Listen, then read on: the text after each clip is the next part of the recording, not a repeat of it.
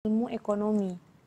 Nah, secara umum kita bisa lihat ilmu ekonomi atau ekonomi adalah ilmu pelajari perilaku manusia dalam memilih dan menciptakan kemakmuran. Inti dari masalah ekonomi adalah ketidakseimbangan antara kebutuhan manusia yang tidak terbatas dengan alat pemuas kebutuhan yang jumlahnya terbatas.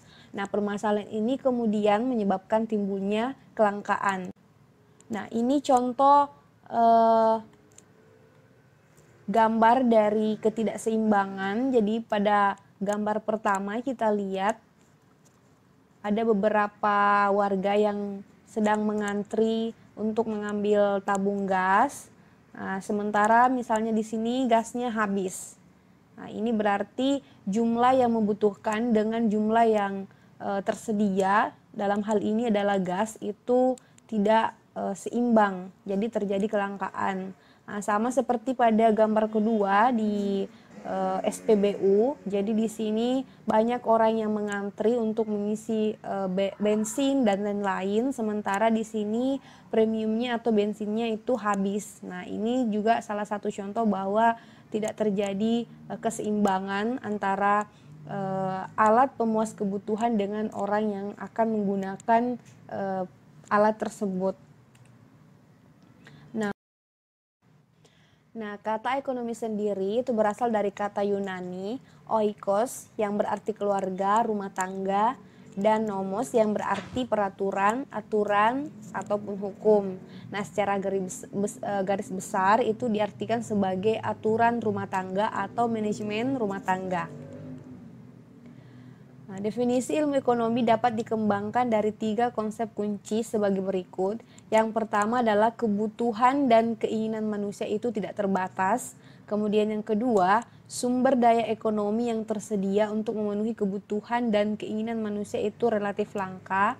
Dan yang ketiga, kedua kondisi tersebut mendorong manusia untuk senantiasa mengoptimalkan pilihan atau choice alternatif penggunaan sumber daya agar dapat memberikan kepuasan konsumsi atau keuntungan maksimal. Nah, dengan demikian, jadi berdasarkan penjelasan yang tadi, kita bisa menyimpulkan bahwa ilmu ekonomi merupakan ilmu sosial yang mempelajari perilaku manusia dalam mengoptimalkan pengambilan keputusan atas alternatif pilihan terbaik pemanfaatan sumber daya untuk memenuhi kebutuhan dan keinginannya. Nah, bagaimana perkembangan dari ilmu ekonomi itu sendiri? Ini juga sekilas bisa kita pelajari sedikit. Jadi ini berawal dari Adam Smith. Ya, jadi ini merupakan salah satu seorang filsuf berkebangsaan Skotlandia yang menjadi pelopor ilmu ekonomi modern. Nah, kemudian Adam Smith ini adalah salah satu pelopor sistem ekonomi kapitalisme. Nah, secara garis besar, perkembangan aliran pemikiran dalam ilmu ekonomi diawali oleh apa yang disebut sebagai aliran klasik. Nah, aliran yang terutama dipelopori oleh Adam Smith ini kemudian menekankan adanya invisible hand dalam mengatur pembagian sumber daya. Dan oleh karenanya, peran pemerintah menjadi sangat dibatasi karena akan mengganggu proses ini. Jadi, konsep dari invisible hand ini kemudian direpresentasikan sebagai mekanisme pasar melalui harga sebagai instrumen utamanya.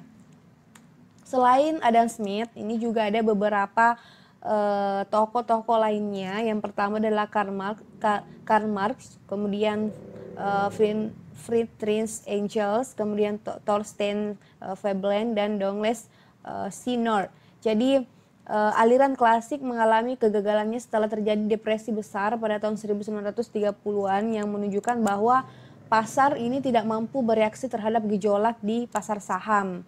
Nah, sebagai penanding aliran klasik, Keynes mengajukan teori dalam bukunya General Theory of Employment, Interest and Money yang menyatakan bahwa pasar ini tidak selalu mampu menciptakan keseimbangan dan karena itu intervensi dari pemerintah itu harus dilakukan. Jadi ini berbanding terbalik tadi dengan teorinya dari Adam Smith yang tadi yang menekankan bahwa pasar itu sebagai instrumen utama. Nah, kemudian di sini harus ada intervensi pemerintah. Nah, agar distribusi sumber daya mencapai sasarannya.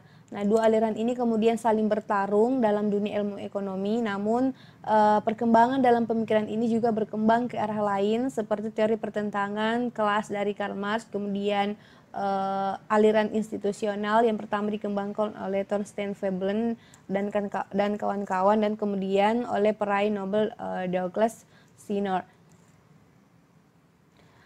Sekarang kita masuk ke masalah ekonomi dan kebutuhan membuat pilihan. Ini terkait dengan masalah kelangkaan seperti yang sebelum tadi saya jelaskan, bahwa kalau misalnya kebutuhan manusia itu tidak seimbang dengan alat pemuas kebutuhan itu, maka akan terjadi kelangkaan. Jadi masalah kelangkaan atau kekurangan berlaku sebagai akibat dari ketidakseimbangan antara yang pertama kebutuhan masyarakat, kemudian yang kedua faktor-faktor produksi yang tersedia dalam masyarakat. Nah, faktor-faktor produksi yang dapat digunakan untuk menghasilkan barang-barang tersebut adalah relatif terbatas.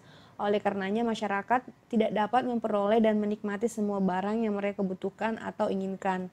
Jadi, mereka perlu membuat dan menentukan pilihan. Nah, seperti ini jadi beberapa gambar ini. Jadi, yang pertama mungkin terjadi kelangkaan pada air bersih. Jadi, di sini kita lihat ada beberapa masyarakat yang sedang mengantri untuk mendapatkan air bersih. Kemudian gambar kedua juga seperti itu. Ini juga seperti itu. Gambar ketiga. Kalau gambar keempat sama seperti gambar yang pertama tadi. Jadi beberapa masyarakat di sini sedang mengantri untuk untuk memperoleh tabung gas. Nah, sementara di gambar selanjutnya di sini ada maaf Anda belum beruntung pupuk. Nah, jadi maksudnya di sini adalah petani-petani ini itu ingin mendapatkan pupuk, tetapi pupuknya itu sudah tidak tersedia. Jadi seperti itu. Nah, kemudian kebutuhan masyarakat. Jadi yang dimaksud dengan kebutuhan masyarakat adalah keinginan masyarakat untuk mengkonsumsi barang dan jasa. Sebagian barang dan jasa ini diimpor dari luar negeri, tetapi kebanyakan diproduksikan di dalam negeri. Nah, keinginan untuk memperoleh barang dan jasa dapat dibedakan menjadi dua bentuk. Yang pertama adalah karena keinginan yang disertai oleh kemampuan untuk membeli, dan yang kedua adalah keinginan yang tidak disertai oleh kemampuan untuk membeli. Jadi keinginan yang disertai dengan kemampuan untuk membeli dinamakan permintaan efektif. Nah, di sini ada gambar. Jadi ada perbedaan gambar yang pertama, keinginan yang disertai oleh kemampuan untuk membeli. Misalnya seperti ini. Jadi karena adanya kemampuan, jadi kalau misalnya kita mau membeli smartphone seperti ini, ya bisa kita langsung beli karena ada kemampuan atau ada uang yang kita miliki. Nah, beda dengan gambar kedua. Jadi misalnya dia mau beli smartphone seperti ini, tapi ternyata isi dompetnya tidak ada, atau artinya tidak ada kemampuan untuk membeli atau tidak ada uang. Nah, selanjutnya kita masuk ke jenis-jenis barang. Pertama, berdasarkan kepentingan. Jadi berdasarkan kepentingan itu dibedakan menjadi barang inferior. Jadi contohnya itu ikan asin dan sandal jepit. Kemudian barang esensial. Nah, ini contohnya misalnya beras, gula, dan kopi dan lain-lain. Kemudian barang normal itu misalnya baju, kemudian buku, dan barang mewah misalnya mobil dan emas. Nah, ini salah satu contoh barang mewah. Jadi ini tas punggung Billionaire Boys Club yang harganya itu kurang lebih 14,5 juta. Nah, ini juga termasuk barang yang mewah, meskipun kalau kita lihat dia masuk sepatu, tapi dia terbuat dari emas 24 karat. Jadi harganya itu 48,6 juta. Nah, kalau berdasarkan kepentingan, sekarang berdasarkan cara penggunaan.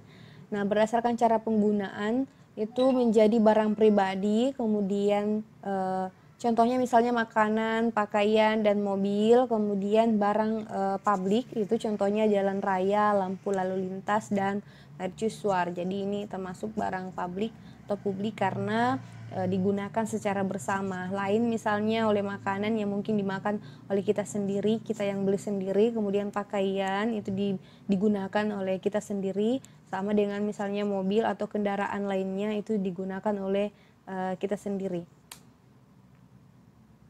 Sekarang kita masuk ke faktor-faktor produksi. Jadi ada beberapa faktor produksi, itu ada 4, tanah dan sumber alam, kemudian ada tenaga kerja, kemudian ada modal, dan ada keahlian keusahawanan. Nah ini, jadi tanah dan sumber alam itu faktor produksi ini disediakan oleh alam. Misalnya tanah, barang tambang, hasil hutan, dan sumber daya alam yang dapat dijadikan modal seperti air yang dibendung untuk irigasi atau untuk pembangkit tenaga listrik. Ini masuk di tanah dan sumber alam. Kemudian tenaga kerja. Jadi faktor produksi ini bukan saja jumlah buruh yang terdapat dalam perekonomian, pengertian tenaga kerja meliputi keahlian dan keterampilan. Nah, dari segi keahlian dan pendidikannya, tenaga kerja dibedakan menjadi 3 golongan, yaitu tenaga kerja kasar, kemudian tenaga kerja terampil, dan tenaga kerja terdidik. Nah, kemudian yang ketiga adalah modal. Nah, faktor produksi ini itu diciptakan oleh manusia dan digunakan untuk memproduksi barang-barang dan jasa yang dibutuhkan. Jadi kalau misalnya kita mau memproduksi sesuatu itu pastinya harus mempunyai modal. Kalau misalnya ada tenaga kerja, sudah ada istilahnya sudah ada yang akan mengerjakan, tapi misalnya tidak ada modal, nah itu sama saja tidak bisa dilakukan. Kemudian keahlian dan keusahawanan. Jadi faktor produksi ini berbentuk keahlian dan kemampuan pengusaha untuk mendirikan dan mengembangkan berbagai kegiatan usaha. Jadi keahlian keusahawanan meliputi kemahiran mengorganisasi ketiga sumber atau faktor produksi tersebut secara efektif dan efisien sehingga usahanya berhasil dan berkembang serta dapat menyediakan barang dan jasa untuk masyarakat. Jadi misalnya sudah ada faktor produksi dari sumber alam, misalnya barang tambang atau misalnya hasil hutan. Kemudian sudah ada tenaga kerjanya yang siap untuk terjun ke lapangan untuk mengerjakan. Kemudian sudah ada juga modalnya. Namun kalau misalnya tidak ada keahlian khusus untuk memanage atau keahlian kemampuan atau pengusaha, nah itu juga bisa jadi tidak akan berjalan dengan baik. Maka dari itu keempat faktor produksi ini sangat diperlukan. Nah ini gambarnya. Oke, jadi ini slide terakhir dari pertemuan pertama mata kuliah kita yang terkait dengan faktor ilmu ekonomi dan perkembangannya.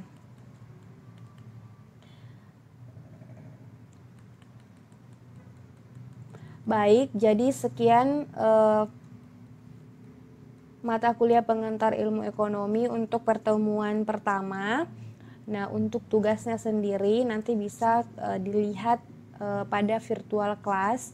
Apakah ada tugas yang diberikan atau tidak, silakan dicek. Kemudian kita akan bertemu lagi pada pertemuan kedua minggu depan. Terima kasih.